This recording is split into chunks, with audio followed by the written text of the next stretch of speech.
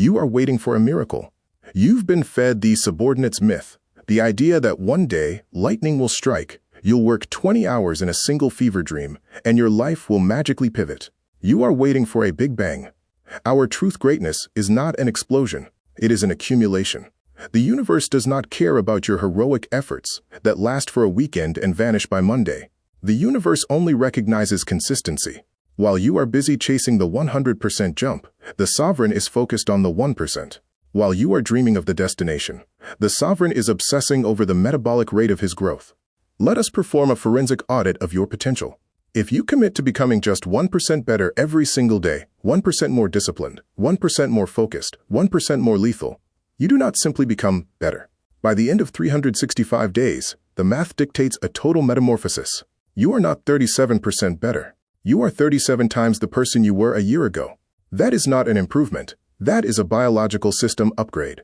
You have effectively liquidated your old weak identity and replaced it with a high sovereignty machine. Think about that version of you. That version of you doesn't just do things better. That version of you operates on a frequency that the current you cannot even perceive. But here is the part that should keep you awake at night. The law of compounding is a double-edged blade. It does not have a neutral setting. If you allow yourself to get just 1% worse every day, 1% more distracted, 1% more lazy, 1% more comfortable, you don't stay where you are. Entropy is a predator. It eats the stagnant. If you choose the easy path for a year, you don't end up at 99%. You end up at 3%. You have effectively deleted 97% of your soul. You are a ghost inhabiting a body that used to have a purpose. You didn't die in a single tragedy. You committed suicide by 1,000 small concessions. Every time you hit snooze, every time you choose the scroll over the strike, you are signing the warrant for your own liquidation. This is the binary reality of your existence. You are either a compounding asset or a decaying liability. There is no standing still. The world is moving. If you are stationary, you are falling behind at the speed of the world. Today, we stop looking for the miracle. We initiate the law of compound sovereignty. We are going to find the 1%. We are going to stack the links. We are going to build a machine that makes your success mathematically inevitable. Part 1 is over. The audit is complete. Are you ready to witness the 37x metamorphosis? Welcome to the laboratory of motion. We proved that you are either rising or rotting. Now we perform the surgery.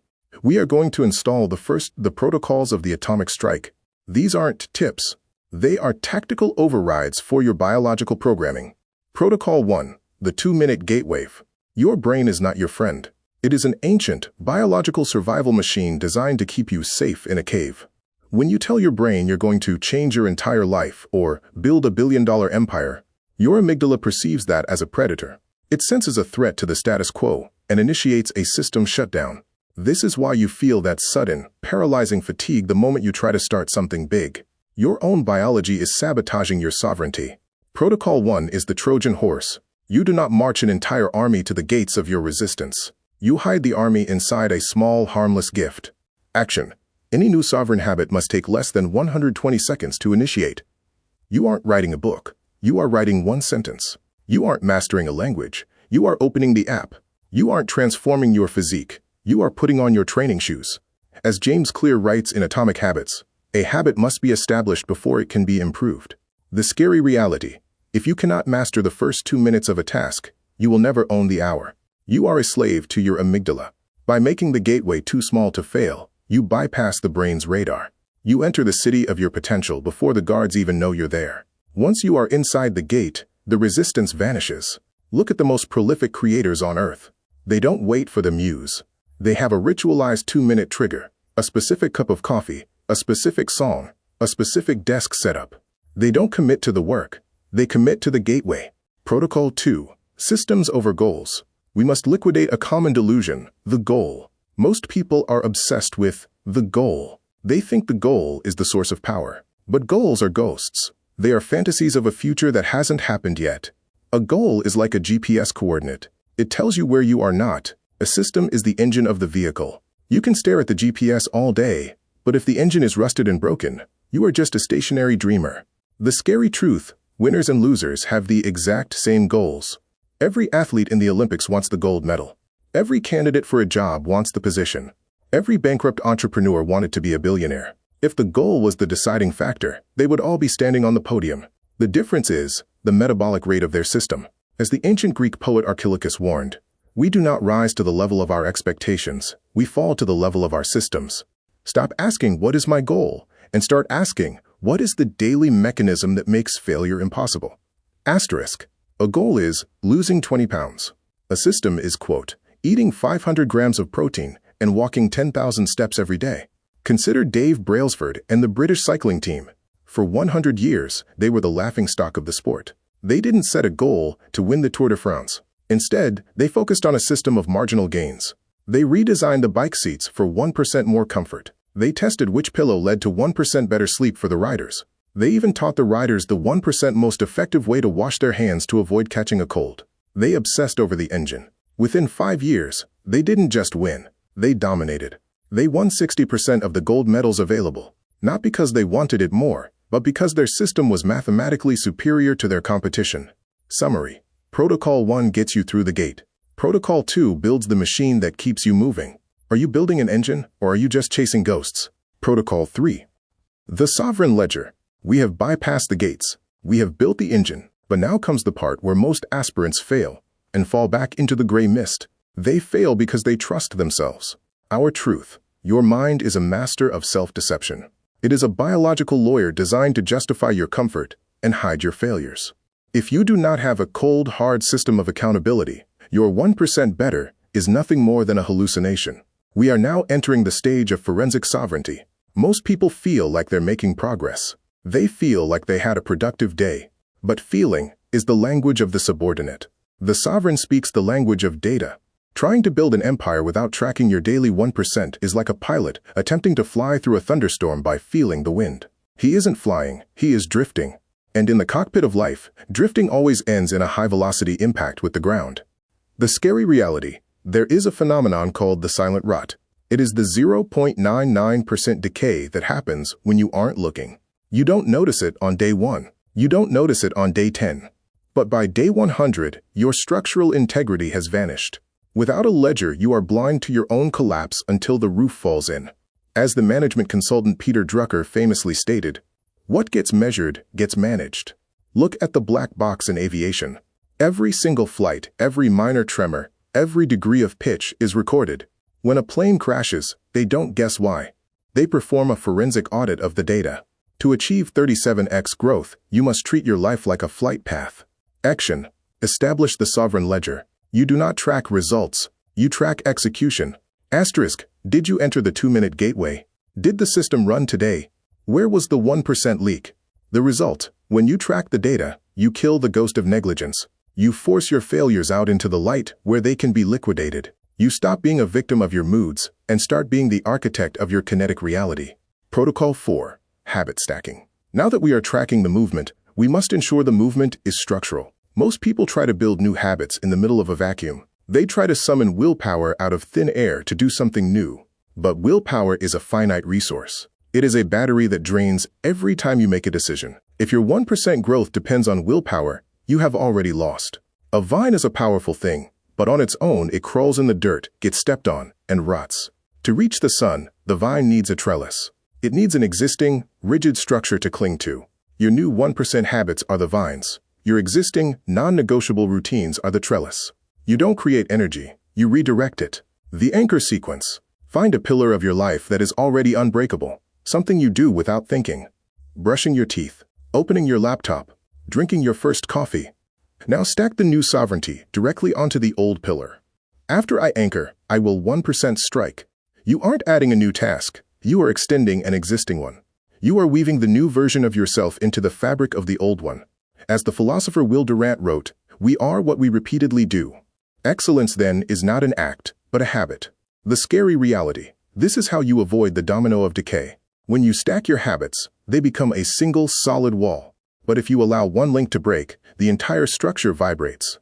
If you skip the stack once, you aren't just missing a day, you are teaching your brain that the trellis is optional. You are inviting the weeds back into the garden. Consider the high-status routine of Naval Ravikant or successful tech founders. They don't have to-do lists. They have iterative systems. They stack their meditation onto their wake-up call. They stack their deep work onto their first caffeine hit. They don't try to work. The work is the inevitable next step in a sequence that has already begun. Protocol 3 gives you the eyes to see the rot. Protocol 4 gives you the bones to grow toward the light. You are no longer trying to change. You are performing a systematic, data-driven upgrade of your entire existence. The 37x metamorphosis is not a dream. It is a structural inevitability. Are you ready to stop trusting your feelings and start trusting your ledger? The death zone, the illusion of stagnation. You have followed the protocols. You have bypassed the gateway. You have built the system and recorded the data. But then, it happens. The silence. You work for a week, a month, 3 months, and nothing changes. Your bank account is still stagnant. Your body still looks the same in the mirror. Your influence hasn't moved a millimeter. This is the death zone. In the Psychology 1884 framework, we call this the plateau of latent potential. This is the valley of disappointment. Most people believe that progress is a linear slope, that every unit of effort should result in a unit of reward. But the universe does not work in lines. The universe works in thresholds. The scary reality. This is where the usurper is born. The usurper is the voice in your head that says, "This is a waste of time." The math lied. You aren't the one. 99% of people quit here. They stop pushing exactly when the energy is most compressed. They die in the valley, just inches away from the breakthrough, and they spend the rest of their lives wondering why the 1% rule didn't work for them. The physics of the phase shift, the 32-degree law. To survive the plateau, you must understand the physics of the phase shift. Imagine an ice cube sitting on a table in a room that is 25 degrees. You want to melt it. You put in the effort to raise the temperature to 26 degrees. Nothing. 27 degrees. Nothing. 28, 29, 30, 31. The ice cube looks exactly the same. To an outside observer, and to your own ego, you have failed. You have spent immense energy and achieved 0 results. But then, you hit 32 degrees. Suddenly, the ice begins to weep. It shifts from solid to liquid. Did the jump from 31 to 32 degrees cause the change? No. The change was caused by the aggregation of every degree that came before it. The energy wasn't wasted. It was stored. As James Clear writes in Atomic Habits, all big things come from small beginnings. The seed of every habit is a single, tiny decision. The sovereign perspective. When you are on the plateau, you are not failing. You are storing latent potential. You are building the internal pressure required for a phase shift. Consider Amazon. For nearly a decade, Jeff Bezos told investors that the company would make 0 profit. They spent years in the valley, building the most complex logistics system on the planet. To the stock market, they looked like a failure. But they were building a flywheel. Every 1% improvement in delivery speed was storing energy. When the flywheel finally hit the threshold, it didn't just grow, it consumed the world. The executioner's patience. The difference between a sovereign and a subordinate is temporal sovereignty. The subordinate is a slave to the right now. If they don't get dopamine today, they stop tomorrow. The sovereign has the patience of an executioner. Becoming great is like Chinese bamboo. For 4 years you water it, and nothing happens. Not a single green shoot breaks the soil. Then, in the 5th year, it grows 80 feet in 6 weeks. Did it grow 80 feet in 6 weeks? No. It spent 4 years building a root system capable of supporting an 80-foot tower. The scary truth. If you do not have the stomach for the silence of the roots, you do not deserve the glory of the tower. As the Stoic Emperor Marcus Aurelius noted, a man's worth is no greater than his ambitions. And if your ambition cannot survive a few months of invisibility, your ambition is worth nothing. You are a statue of potential, beautiful to look at, but incapable of movement. Action. When you feel the urge to quit because you don't see results, that is the signal. It means you have reached the hottest part of the furnace. The results are not in your bank account yet. They are being forged in your character. You are currently at 31 degrees. The air is tense. The molecules are vibrating. You can either stay in the cold and remain an ice cube, or you can find the last 1%. The 37x metamorphosis is not a myth.